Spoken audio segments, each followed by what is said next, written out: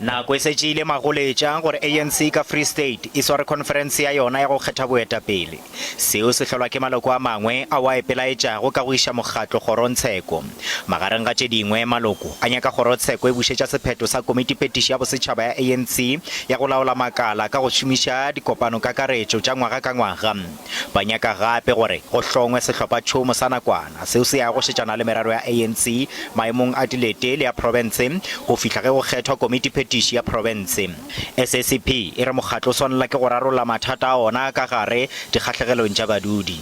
Jwalo ka mokgatlo wa makomonisi mona Free State re concern haholo ka conference ya ANC ntse khutlela morago ba boetapele ba ona jwale bo le re ke ba nakwana ha bona ba effective jwa ka re ba tla jwa ka makomonisi boetapele bo khithueng bo le re e tlabele bona leng authority e tla ba bona bo khona o ntsetsa pele project ya unity le renewal ya ANC. Khosato re ANC ke gale palelwa ke go latela ditshepišo tša yona. E re swabisa haholo taba ya hore conference ya ANC dule go tsetswa morago hangata hobane batho ba rona ba beile tshepo ya bona ho mokgatlo wa ANC o ka bona le tsela e ba ileng ba o voutela ka ona dikgethong tse fetileng mme e ne le taba ya ho ba le tshepo ya hore maphelo a bona a tla fetoha.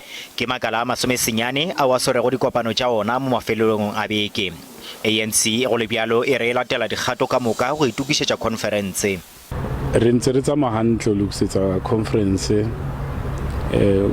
mafelong a beke a fetileng re tshwere dikopano tse feta 90 mme dikopano tsena re emetse ho utlwa ntlogolo hore na ke tse kae tse ileng hore di dumelletswe go ya ka report ba ifumanang go tla go tsona.